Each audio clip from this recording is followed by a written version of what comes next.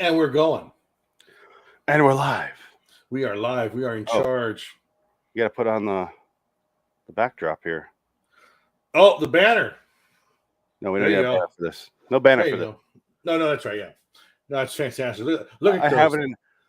Look at that. It's like hot dogs. It's like Miami Vice. I hit it. We're recording live. The 45-minute timer started. So whenever you want to get to your intro, go right ahead. All right. Well, I'm just going to say in honor of Warner Brothers shelving Batgirl this week, I think we should look at another multi-ethnic movie that came out that started this whole fucking process of comic movies. The most underrated, and I think honestly might be the most important film of the last 25 years.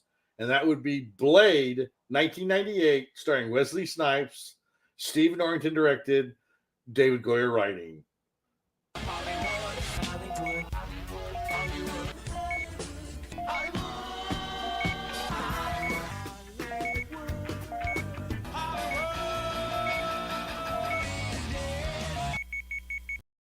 So there you go.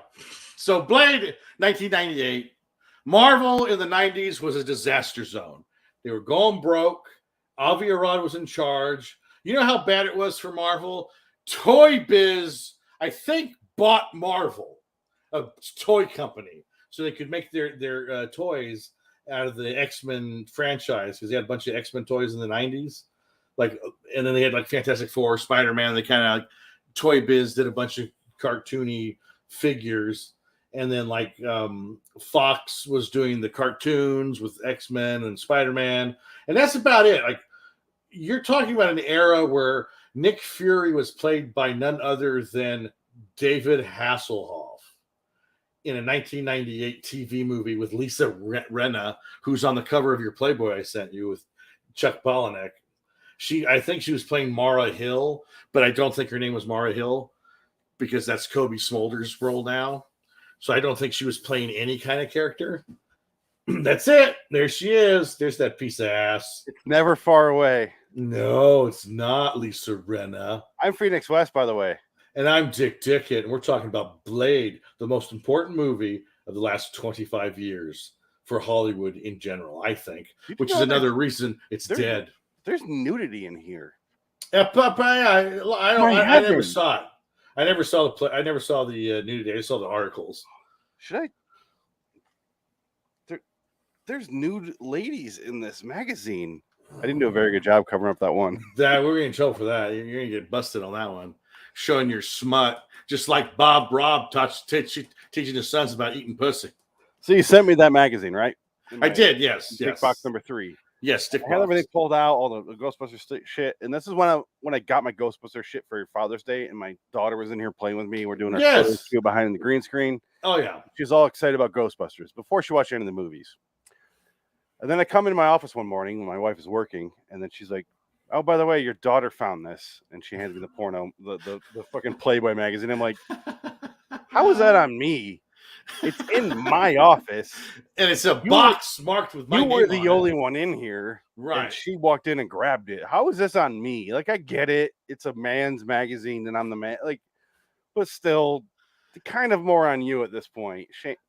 And the only reason it's in the box is because it has an interview with Chuck Palahniuk. That's the only reason. Like, it has nothing to do with the nudity. It has everything to do with the articles. Because back in the day, Playboy actually had really good articles. Like, I have a bunch of there's articles about Star Wars in the one with there's an interview with George Lucas with the Farrah Fawcett took her titties and made paintings with them.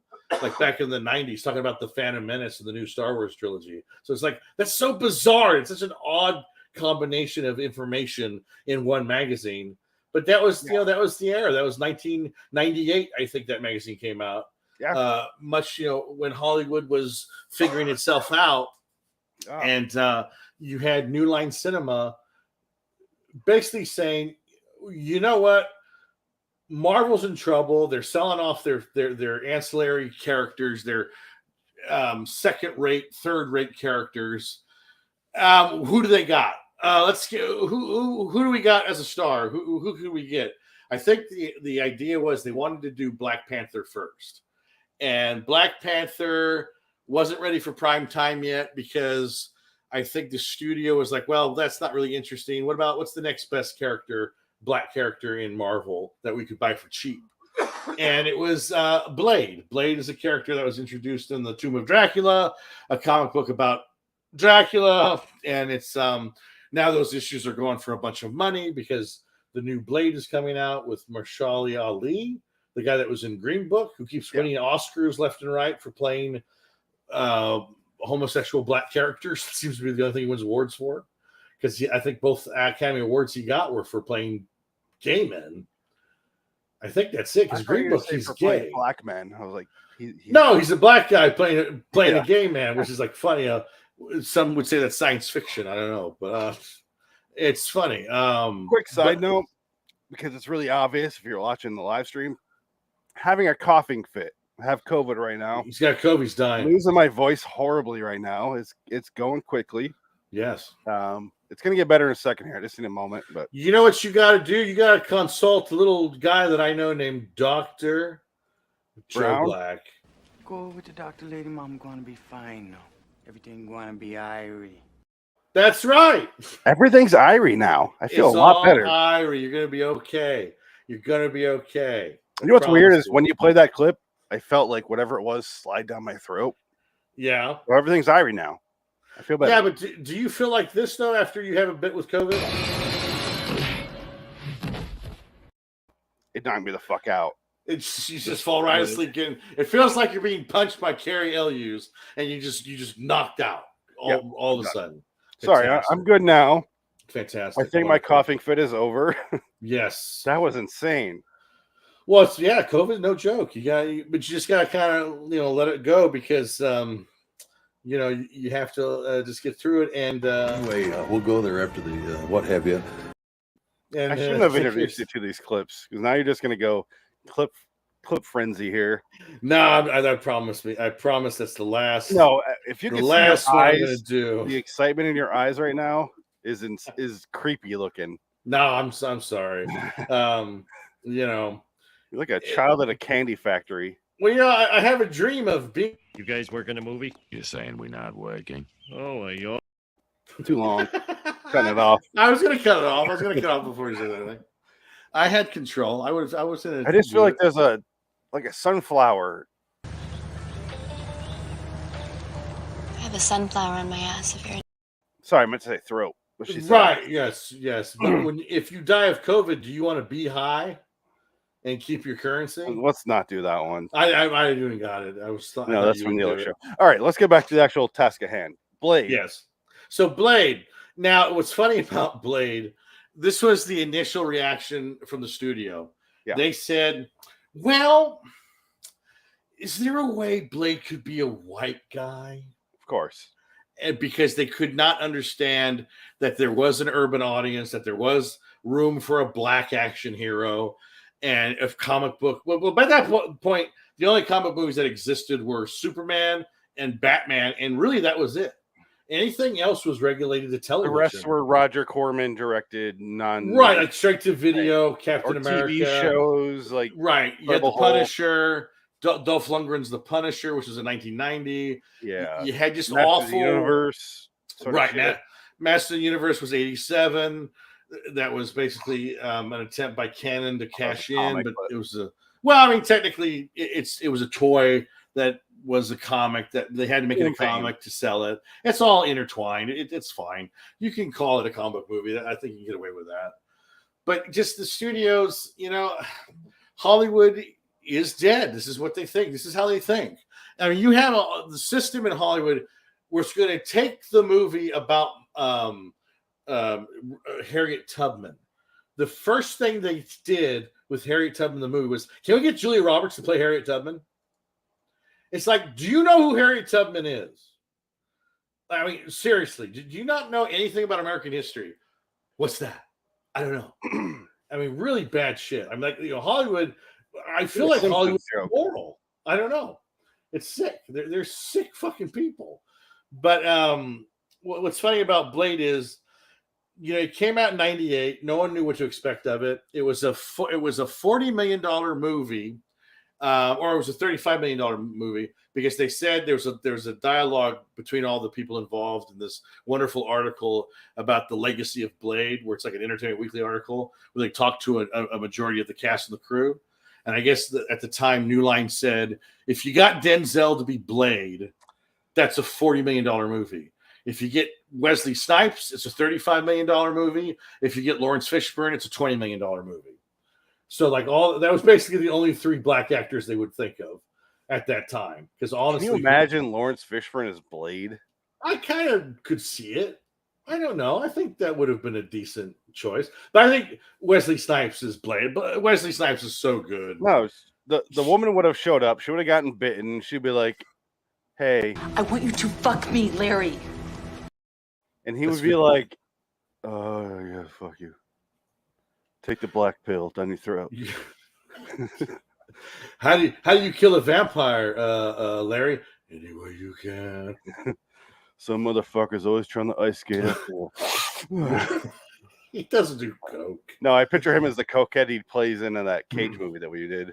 Oh right. Oh god, that was so bad. What was that movie Running called? with the Devil. Running with the. Oh my god, that was so bad. He Oh my does so much God. coke. Yeah. And he always does stand up, bent over the lady. Ugh. So, oh yeah, the movie where his body double is a 200 or 195 pound black man, where Lawrence Fishburne is 250 pounds, obviously, and magically he loses 140 pounds tied to a toilet because his body double is not different shades of skin color. It was like this guy was, Lawrence Fishburne is fairly dark, but this guy was like big, and this guy was like skinny and caramel. He was very They show different. John Leguizamo with a Yes. hood on his head tied to a toilet or Pretty chained to a much. toilet. That's what it was. Yes, it So was they take John the hood off. It's Leguizamo. Lawrence Fishburne, who's a foot and a half taller and 300 pounds heavier and 15 shades darker. And he's a black man. And it's just like, wait a minute. And his daughter is Yeah. so much more porn than John Leguizamo's. Apparently, this is a Man. true thing. Look it up. Look up Lawrence Fishburne's daughter. You could see her getting fucking anything. A picture of what you want to see a human being being endured with, and you can see that with Lawrence Fishburne's daughter. Ouch. That's too bad. Pull her out, Tank. Don't pull it out, Tank. I need an exit, Tank. She needs an exit. Fill all 3 holes, Tank. No, her butthole's not an exit. It's an exit, not an entrance. No. Clearly an entrance. No. God damn it. Why did you do that? You Tank. You sick man. Oh, can we talk about that real quick before we move on to Blade? Oh, the We tank teased guy? that- we teased that in our pre-show discussion. Right. Tank. I was questioning why he was out of the sequels. You apparently know more info than I do. What's Well, going on with him? Apparently the actor that played Tank was the brother, I think, right? Wasn't the brother No, Tank? Tank was Dozer. the main guy. Tank, he was Tank, his brother was Dozer. Cypher. No, Cypher is Joey Pants. Joey Pants. The other guy was it's Dozer. I think it's Dozer, Tank yeah. and Dozer. Because Tank's Dozer and Tank are two big things. Pieces of equipment. Yeah. Yeah. But So anyway, that guy is not in him anymore, whatever his name is. right. Apparently it's because he's crazy. Well, he went nuts, and I guess he was cursing the filmmakers back in the day when they were Wachowski brothers. He was attacking them. He harassed them. He thought he was going to be in the sequels, and they said he wasn't. I think he snapped, so he went after him or something, and they had to get a restraining order. He just went nuts. The guy went crazy, and that's why he's not in the movies. But that's why you're out in the movies, not because they didn't write you in. They weren't finished with the scripts at all. Yeah, I think that was the the first one. He pulled Deshaun Young, Deshaun Young kind of went nuts and dressed up as Catwoman and walked around the Warner Brothers set trying to get in the Batman Returns because she broke her ribs, and it got her out of the first Batman because she was originally cast as Vicky Vale. Yeah. Yeah. I watched the first Batman movie, and then I watched Batman Returns, and the first Batman movie I like, but it is nowhere near as good as Batman Returns is. Oh, I would agree. Not even close. Well, I think the problem with the first Batman is it's committee, and the Batman Returns you have Tim Burton pulling his thing. It's his movie. Whereas Batman, the first one, he was a young filmmaker trying to make his nut, and so he's working with it. He's pretty much acquiescing to everything being asked of him. Don't get me wrong, good movie. I enjoy it. Yeah, it's good. It's fun. Not great, but really solid movie. And second one is fucking great. Yeah, second one's great, and the third one not so much. Just like, but with the Blade trilogy, I like the second one. You don't. You hate the second one. I don't like You don't like the way it was. You don't like the vampires in those movies. You didn't care for that. I asked you to bring up Guillermo del Toro. Yes, Guillermo directed Blade 2. We didn't meet him, but we saw him in person at Amoeba Records. Yes, and we didn't approach him because we're both just like, he's in his element. He's a big of a nerd as we are. We're all on Amoeba, like looking through the DVDs, and we're like, oh fuck, that's Guillermo del Toro. We're like, yeah, let him go. He's doing his thing. Same thing doing. He's got a basket full of movies. Let him go. He's doing his thing. He's in his element. I'd hate to be interrupted if I was him. Yeah, let him have it. He has the anonymity at this point in his career. We both recognized him.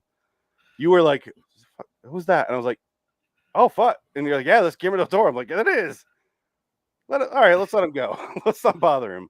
It was just such a sweet moment. We're like, oh. It was like at the zoo. You're like, oh, he's just in his element. We're like, and the funny part was he was with the guy from Blade 2, the Spanish actor that's in the beginning of Blade 2. That guy that survives, he lets him go at the end. That was the guy that was with him. Because I don't remember him. He was with him. Yeah, that was his buddy that was with, because they're friends, and I guess he's like a stand-up comedian in Spain or something. Because that was right about the time of Blade 2. Yes, it was. No, it was after. Right after. It was right after, yeah. So the movie was out, and I think he was just hanging out with his buddy. Yeah. I remember you saying you liked it. And yeah. I don't know. I watched it. I don't hate it. I really have like zero feelings when I watch it. I'm like, I'm not getting anything out of it. I love Blade 1, first of all. I love Blade 1's movie. Good. Yeah. And I felt like a guilty pleasure feeling when I talked about it. People are like, well, really? I'm like, it's cheesy as shit. But there's a part where the cheesy crosses over into a really fun movie, like Demolition Man. Right. Easy as shit, but that's kind of the point. And it's kind of the charm of it. And Wesley Snipes. The two connecting tissues. And I named myself after him. Do you want to take a guess at who they originally wanted to, who they had a connection to, and actually he was interested to direct it, but he decided not to at the last minute? The first one or second one? First movie, first Blade. See, what I think of the first Blade in that era, man, it's tough to say. Are we going white or are we going black? White. Okay, we're going white. Are we going actor or non-actor? No, it was a director. It was a bigger director now than then. But he had a big hit under his belt, and he was hot for the time. So I was thinking like, what's his name? Peter Berg. I was thinking of something like him. No, but he wasn't established as a director yet. That's the first later. thought I had before you mentioned it. I was going to say David Fincher. David Fincher. What a waste of talent. They said, look, I'd love to have you direct this movie. You're my favorite director, but I know you're not going to do it. That's what they said. and he couldn't help himself, and he basically backed off the project because he goes, we're going to waste a year. And that's basically what happened, was them trying to get Fincher to go back and forth on it. So they ended up going with Stephen Norrington, who directed a movie called Death Machine, which was a British film that was low-budget sci-fi, but people thought this guy was great. And that's the thing. Like, everybody talks about Norrington, the poor bastard. Yeah, he was a good director. It's just, for some reason, he just did League of Extraordinary Gentlemen, and he never worked again. I guarantee he's like ghostwriting. No, he does. He is not a Hollywood guy. He is 100% artist. Because it says here in this big long interview, he does paintings, he does shorts. He's been making his own shorts, his own films. He releases them himself. They're very much avant-garde stuff. Like, he's an artist. He didn't like the Hollywood system. He has nothing to do with it. So even like just because Steven Dorff still talks to him, and he says like he just he's in his own element. He does his own thing. He wants nothing to do with Hollywood. He's basically done with Hollywood. He'll never go back. It's like, damn, man. No, he's dumb. Fucking foreigner. Fucking Brit. I honestly appreciate those guys who are like, because I was the same way. I'm like, fuck this. I don't want to be part of this. Like, we started to dip our toes in it. And I'm like, oh, this is fucking terrible. Everyone's a train wreck. Yeah. When you speak to people out like who were involved for a short period, they're like, yeah. But the sad thing is they go, yeah, I was in that show and I started to fuck that girl from, the real world. And I'm going to get back in there. And I'm like, no, you're not, man. And I think you're not. This is the sad thing. And then you meet 10,000 people like that, and you're like, just gonna back out of here. Right, yeah. All right. And you just kind of walk out of the room, and nobody notices because they're staring at themselves in their phone. Well, that was back before that, though. There was no phone. No, but phone same back there. Back in their MySpace profile. How about that? That would make more sense. But it wasn't on their phone yet because they had Blackberries. You're saying about Blade being the most important movie of the past 25 years. Yes. I won't disagree because it really did kickstart everything. Yeah. It got the Marvel tracks a rolling before Marvel was really, John Favreau and got it started. Yes. Kevin Feige and all of them. Yeah. It's the first comic book movie that I remember being important. Because there's other comic movies like Batman, like we talked, right, but that was like a one-off, right? And Blade was like a comic book movie, and then it was like a couple years went by, nothing really much, and then you get like Constantine and weird. Well, this was the trajectory of the comic movies after '98 because Blade came out like August '98. Then it was a big enough hit to greenlight X-Men for Fox because they had bought the rights for X-Men and they thought, well, here we go. Here's something we could do. That was 99. That was 2000. X-Men comes when out. They started making it, 99. Probably 99. They started making X-Men right after Blade. The success of Blade is what got them thinking, you know what, this could be something. Because I think people were, when that movie was being made, I think people were kind of talking about it, and that's what kind of pushed the direction of other studios saying, okay, maybe there's something about these comic book movies to think about. And so Fox does X-Men, which is really with Bryan Singer. We all know what happened to Bryan Singer. Well, I will say, just as my personal experience, the reason I saw X-Men in the theater is because comic books were on my mind because of Blade. Right. I'm not a comic book guy. No. I was like, oh, X-Men. I remember playing the video game on Super Nintendo. Right. And that's it. But I was like, oh, comic books. Those are, all right, let's see what they do with the X-Men. I was like, oh, that was pretty good. Right. So, yeah. Well, you didn't watch the cartoon, though, growing up, like in the 90s? The X-Men cartoon? Because that was the first kind of, that sort of got the ball a little bit rolling there. Yeah. I watched a few here and there. I was mostly Ghostbusters and Ninja Turtles for cartoons. Back then, Simpsons. But right. Because Marvel's history at this point in time, in 1991, they had the biggest selling comic of all time, which was the reintroduction of X-Men #1 with the Jim Lee covers. So Jim Lee came in and revitalized X-Men for Marvel, and these are the biggest selling comics of all time. They sold like 8 million copies or something like that, something ridiculous. And Marvel came back for a moment, but then within like 5 years, it was over. Marvel went bankrupt. They were going under, and this was during a post Stanley being so desperate, showing up in like mall rats. Well, Stanley, Marvel Stanley aren't really. I mean, honestly, I'm just saying, like that's when you think of Marvel. You're like, right? He's the face of Marvel as far as the consumer's concerned. Yeah. Excelsior and all that shit. And then poor bastard, they were wheeling him out to every convention the last 5 years of his life, and all you could see Stan Lee in the corner going, "Kill me, kill me, please kill me." And it's just so sad because I remember I went to a convention, the last one he did, I think it was San Francisco or Silicon Valley Comic Con, one of those. And we went in and you could see him behind the curtain and he was just like slumped over in a chair. And it was the saddest thing I've ever seen. And I was like, God damn, give that guy a fucking break. He's done enough. Let him go. He signed everything. He's a fried egg on a nail. I mean, it was so sad. It was just like, His handlers were just awful. Just like, you have to sign this, Stan. Sign it, Stan. Sign it, like constantly. I didn't create this character. Doesn't matter, Stan. Sign it for your fans. Sign the fucking thing. Take Piece of that. shit. They took his head like a puppy and rubbed it in his own shit because it's shit in the carpet. That's what they did to poor Stan Lee, his handlers. It was disgusting. Horrible. Just I don't know who shit on the floor to begin with, but it wasn't Stan Lee. It was Brie Larson. But that's another story. yeah, the shit wasn't for you. Okay, no ass Brie Larson. that shit wasn't for you, white man. Tom Holland has a better ass than Brie Larson. That's a fact. True. It is. That's I'd rather fuck his ass. I'll say that. That is. We have photographic evidence to support this theory. That kid's This got is a true rump. story. This kid, Tom Holland's got an ass that won't quit. He does. He got a better ass than Zendaya.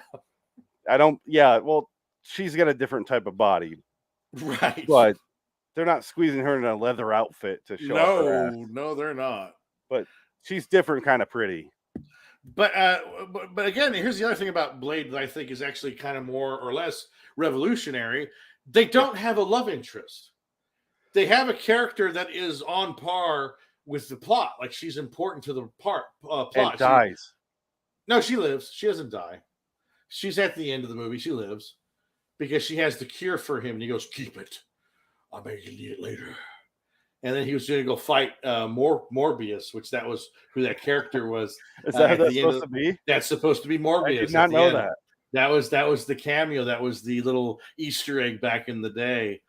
That was going to be Morbius, and that was a setup for a sequel of Blade fighting Morbius, but they just didn't do it because Jared Leto wasn't available yet to ruin that franchise. Okay, I don't. We'll get into Morbius once we both watch that movie. I have no interest in seeing that. I don't think what. I will watch it, but only once it's on Hulu. I guess it'll go for free or whatever it is. For free with commercials, and I'll be like, "Oh, they got a commercial." But I went to I went to Walmart and I was looking for the Nick Cage movie when I bought this. Oh my god! I got my Nick Cage movie and I got the Nick Cage shirt. Of course, yes. Of course. I was like, "Oh, Nick Cage movie right here, eye level." And then I went, "What's down here?" Oh, Morbius. Oh my! Today as well. Oh my god! Bottom shelf, Morbius. The bottom shelf. Those are paid. You pay to get your spot at Walmart. That's what companies do. They pay for their location in the shelf there. Marvel is like, nope. You know that Sony re-released Morbius in theaters because it became a Twitter joke? Yeah. They re-released it because they memed it. And they thought, oh, that's because it's popular. No, it's because it's shit. I love seeing fucked up. The jokes about it afterwards of, sorry, we were all busy that weekend too. Can you re-release it? Yeah, please help me. I love that. Oh God! But actually, one of the Nabushi Wright is her name. She's the actress in Blade, and she kind of used to be a pretty decent actor, but she since doesn't really do anything now because I guess her father was murdered, and she's been trying to find the killer. Yeah, she's been trying to, I guess, find the killer or something for years, and that's her passion now. I guess is trying to solve this unsolved murder case. So she's kind of disappeared off of the acting world. Do we need to solve that so she can be in the Blade reunion? Good point. Let's help her solve this crime so she can come and be in a shitty Marvel movie. Help her out because I'm sure that's what she wants to do. She's gonna be in the Marvel movie after the Marvel movies matter. Right? This is Phase 4 shit, and nobody cares about. It's Phase 5. It's whatever phase it is. I think we're in Phase 5 now. And Phase 4, the last Phase 4 movie is Wakanda Forever. Which Marvel is did you see that video I sent you, that interview with Chadwick Boseman when he says I'm dead? I didn't look at it yet, but you gotta watch it. It's really, I mean, it's like he knew, obviously he knew he was dying. And like the interviewer asks him, so after Avengers, what's going to be happening with Black Panther? And he goes, I'm dead. And she goes, no, you're not. He goes, no, I'm dead. I'm not doing it. It's not happening. Like it's just so sad. But he's like so to the point and blunt. You think he's just being a dick. You think he's just. We're still in Phase 4, by the way. So I was right. Yeah, we're still in Phase 4. Yeah, you're right. Okay. I think Wakanda is the last of Phase 4. concludes with Wakanda Forever and Ant-Man and the Wasp. Oh, is that what it is? Okay. Phase 5 will begin with Thunderbolts. Oh, will end with begin. Oh, Ant-Man and the Wasp will begin Phase 5. End Okay. with Oh, Thunderbolts. Right, like Thunderbolts. That's Phase what I 6 want to will be see. Fantastic Four and Ugh. end with Avengers: The Kang Dynasty. Holy shit! Oh yeah, they got that planned out. Yeah. Here's the problem. Don't give a shit. If they made the Blade movie again, I will watch it. Yeah. They're gonna That's reboot coming the out. Blade. That's coming out next year, next November 2023. I think it's on the schedule. But if there's no Wesley Snipes, I don't care. Yeah, that's the thing. I like Wesley Snipes. I'm sorry. Sue me. Wesley Snipes is really good. He's a Sue me hard if you're one to not paying my beat. taxes. I'm sorry. I just don't care. He needs to get a respite for paying his back taxes. Let him show. Well, I guess they said he might appear in it because they've established the multiverse, so he could possibly be in the movie. It's not out of the question. They missed their mark when they did the second Doctor Strange movie. He needed to be in there next to Jim from The Office and just some effers are always trying to ice skate. Motherfucker, Doctor Strange, always motherfucker going uphill, trying to ice skate uphill, you motherfucker. Just and that's what's no, but he doesn't give a shit. It says, Wesley, this is Marvel. We can't say fuck. Disney. What the fuck you talking about? You're gonna piss off the mouse. Don't fuck you talking about. Don't piss off the mouse. Fire from the eyes. You never. Do you know? You think we'll kick you out of that one bunk Hilton? And I'll cast you down the sodomites. I picture Kevin Feige showing up and he like does this and he has the souls like Freddy Krueger does. He's got Steven Dorff in there. Help me, Wesley! They got me. He makes the soul pizza. Like what? Meatball soul pizza. Oh God. Oh, Kevin Feige attacked my computer. He got you. Oh! That's a clip we need. That's what I'm talking about. Let me save that. We gotta get that one. Yeah. All That's right. a good one. We need to get notate that. Yep. That kid from Unfriended. The unfriended ugly kid. All right. That's funny. All right. So going back to Blade. Are we done with Blade? Or are you? No. Just because Blade made about $130 million, and it was a big hit considering for the time. I think it cost about $40 million. It made 70 million in the United States and 40 million everywhere else. So it was about 130. It came out, and it seems to be that it's the first of its kind because it's an R-rated comic book movie with a black actor. I mean, you have a black and a black cat, like not black love interest, but the female character is a black character. You don't see that much in anything now, let alone 20 years ago. You say not much. Now they've caught up. They want them now they've gone too far where it's like every character is going to be an ethnic character, even though it doesn't make any sense. They won't. It'd be like we're doing the Viking movie and we have a tribe of black Vikings. Like that. That's not how that worked, historically speaking. But they're going to do it to be inclusive. I'm trying to think of a movie with a black lead and a black female lead. That's not a love interest. That's rated R. Oh no, there's tons.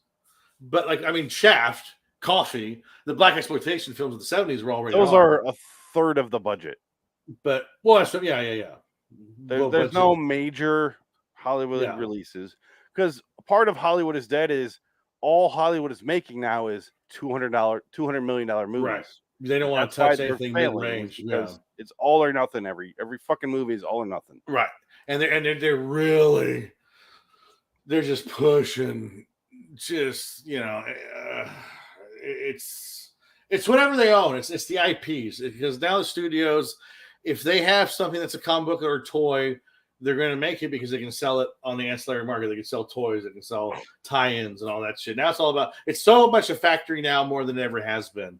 And at least with Blade, the reason why it was kind of important was Marvel was dead at this point and it was selling as garbage. This was like a fire sale.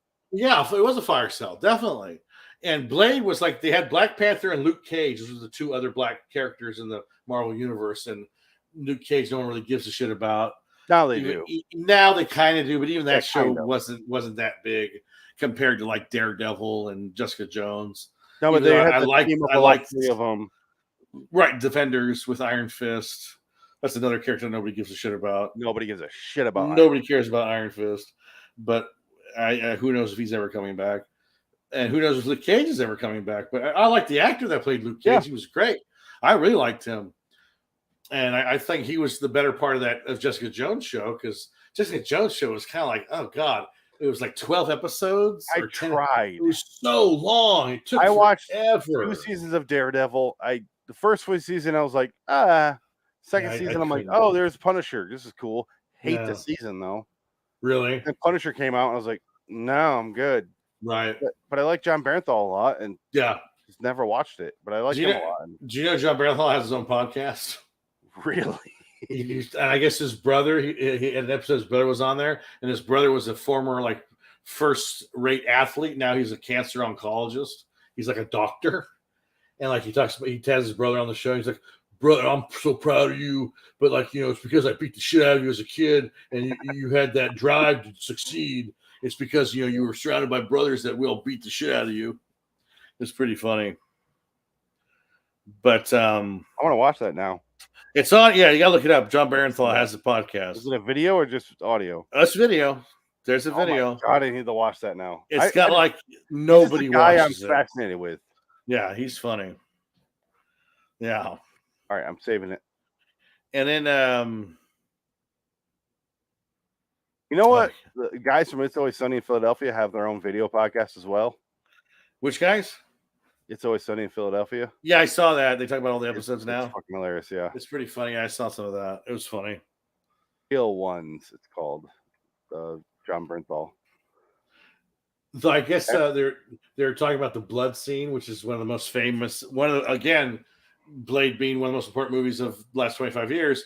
That opening rave scene is probably the top 10 best openings of a movie ever. With Tracy Lords? With Tracy Lords. Hey, motherfucker! We're gonna fuck you up, and then she gets her head blown off. And then it's the guy from The Shield, that actor, who gets blown up by a grenade. Spoiler alert! In The Shield, but he almost gets eaten in this movie. Yeah, it's a good opening scene though. I guess they said the problem with that scene was it was awesome, but it sucked because the extras had to stay in the blood for like the whole time, which was like multiple days of that shit, and it stinks because it's corn syrup. Yeah, It stinks. It makes it it's Sticky. hot. It's sticky, and Wesley Snipes made a point never to be in the shot with any of it because he comes after the blood rave, so he's like off to the side, never ever showing himself. And he said, "I ain't doing that shit." He didn't want to do that. And I guess extras quit because they couldn't handle it after a while. So people would just be like, fuck this, I'm out. I can't do this. And everybody had that was the hardest part of that whole show, I guess, was doing the blood scene. Because it was see that being a pain in the ass to do. Can you imagine getting no dialogue, no money, and you still have to sit there and be sticky and gross, covered in and it's degraded all day long. So Wesley awful. Snipes is mean to you for no reason. You fucking pussies, can't you take this? Well, you can't. That's not the point. Yeah, you're not even in this scene. Why are you even talking to me? Why am I even here? I'm Blade. The girl who did underage porno and lied about it was still here. Come on, you guys can do it. Miss Lords is here. Mrs. Lawrence is covered in blood. Mrs. Lords, if you will. She's always covered in shit. The royal cocksucker, if you will. That bitch is always covered in shit. What do I care? I'm Blake. She was covered in shit when she was 15. What the fuck? Oh my god. The reason I asked you to talk about Guillermo del Toro, I just remembered. He did the sequel. He did the I sequel. just finished. I watched last night and today. I finished Nightmare Alley, and I watched it, and I was like, "Oh, this is just like the pacing is just like There Will Be Blood. Like it's a real slow burn.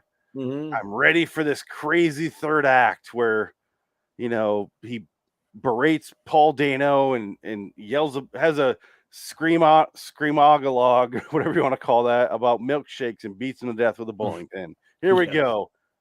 Oh, nothing. Yeah. Oh, it just ends. Okay. That was Nightmare Alley. Nightmare Alley. Yeah, no, it's very sedate at the end. It's really kind of sad. Well, I It's like- saw it coming when he comes into he comes into Tim, what's his name? Oh yeah, at the end where he's like, "I got a job for you," because Yeah. you know, the setup and payoff, of course. is Once to he throw- says, sit down and That's have a enough. drink, I go, Yeah, all then right. you know, he's gonna oh, offer yeah. him the, yeah.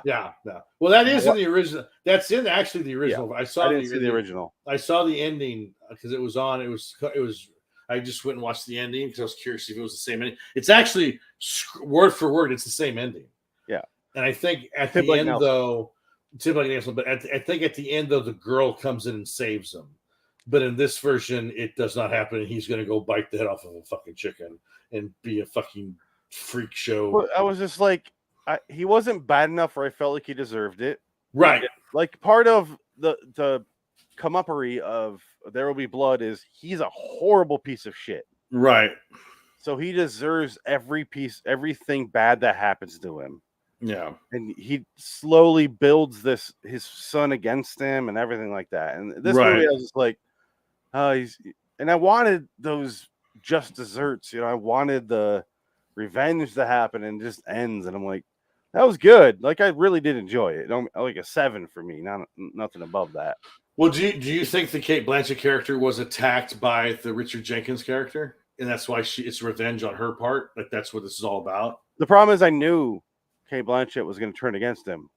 Right. I literally go to my wife. I'm like, all right, she's going to take the money. Here we Right. go. Let's wait. And then 40 minutes later, it happened. I go, there you go. Because you have so much time to think about what's going to happen because nothing's fucking happening. Right. And I don't know if he did anything. I don't want to go too long on this because we only have 3 minutes left. But No, but we'll end on this note. Blade spurned 2 sequels, Blade 2, Blade Trinity, which had Ryan Reynolds, which began his career. Again, that was the movie that sort of got him the Deadpool role in a sense, because you looked at Ryan Reynolds as an action star in Blade Trinity, simply because Wesley Snipes was tired of playing Blade and didn't give a fuck. And so they had to give Ryan Reynolds something to do to sort of cover More up and more. for Wesley Snipes, because Wesley Snipes was so difficult to work with. He asked him, "Can you open your eyes for the scene?" And he says, "No." So they had to CGI his eyes to open for a scene. Like Wesley that's Snipes how is a piece of hard. shit.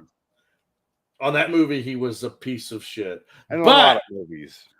but now, in retrospect, in reading the article with the interview with all the actors and the people involved, Wesley Snipes comes off as a pretty cool dude. He's actually really proud of Blade. He's proud of everybody involved. Making the first Blade was an enjoyable process, and I guess everybody really came out like kind of like Steven Dorff and Donald Logue became buddies after that movie because like they really connected. And I guess Donald Logue wasn't really written well in the script, and they just kind of added stuff for him because He has a lot of along with him. improvised dialogue, you can tell. Yes. Oh yeah, and they got along with Steven Dorff so well. You And, can tell yeah. because all his dialogue is one shot. Him Right, by yeah. himself, like, all right, the other actors are gone. Yeah, give me Yeah. a close up. I'm gonna be a naughty god. I'm gonna Yeah, be a naughty he's vampire god. He does this weird, like, Yeah. dialogue, and he says something, and you're like, Yeah. that was not in the script. No way. And neither was motherfuckers. Are you out of your damn mind when they shoot him in the beginning? And I guess Stephen Norrington said cut, and Wesley Snipes goes, no, trust me, they're gonna love that. That's funny shit. Just leave it in the movie. And he was just like, okay, I don't get it, but sure, because he was English. He didn't understand that was like the urban side coming out saying like, you motherfucker, don't shoot me. I'm trying to save your ass, and you shoot me. Some motherfuckers are always trying to ice skate uphill. Now there's 2 thoughts on that line. One, somebody said it was an ad lib by Snipes.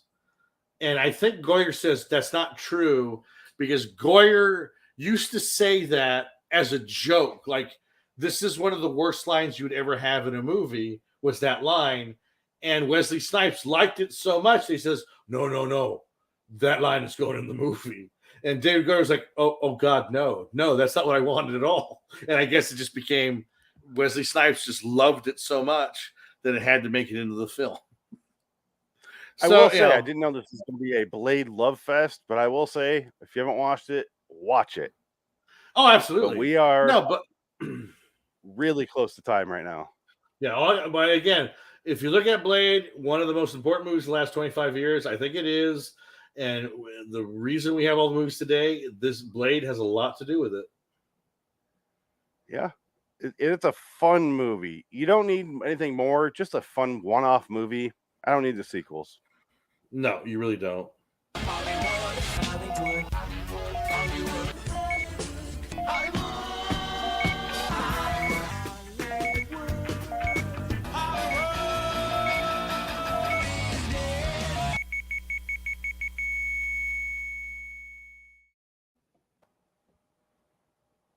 We went over by 9 seconds. I didn't end the broadcast yet. No, we're still live, but the podcast. We have to end it. We have to end this. Oh, because it's got a timer on it. It's a timer. Was that the idea? It shuts off the timer, shuts it off on automatically. I mean, I'm the timer, but at 45 minutes, I'm 17 seconds before 45 minutes. I'm clicking the outro for this, and we're done. Good. That works. That's fine. I like it. I like it a lot. I can clip off 9 seconds from the intro here. So this. It's like Miami Vice. I hit it. We're recording live. The 45-minute timer started. So whenever you want to get to your intro, go right ahead. All right. Well, I'm just going to say in honor of. All right. Well, I'm just. That's not 9 seconds. All right. Well, I'm just. All right. Right here. Here. If I do it right here. I'm just going to say in honor of. How long is that? Is that exactly 45 minutes?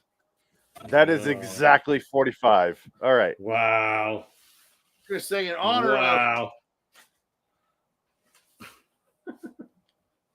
Hey, I set up the precedence that we're only doing exactly 45 minutes at most. That's fine. That works for me. Then no problem there.